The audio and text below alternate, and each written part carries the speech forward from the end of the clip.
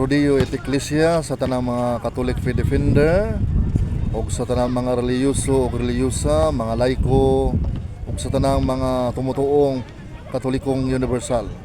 So aniya ka karon mohangyo kaninyo nga atong i-appeals ang atong Santo Papa nga si Pope Francis nga karon ibisita sa Indonesia, Jakarta, sa Papua New Guinea, Singapore.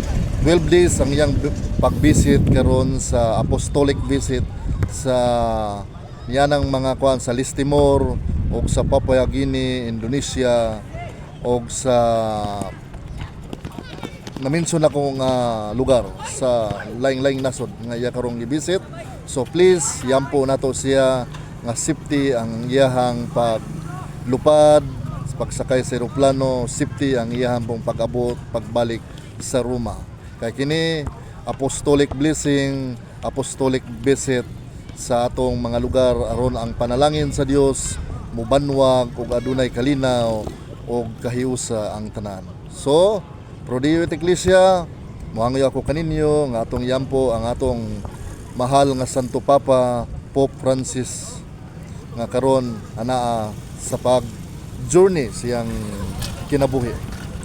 So, padayon, Prodeo et Ecclesia, mayong hapon kanatong tanan o God bless.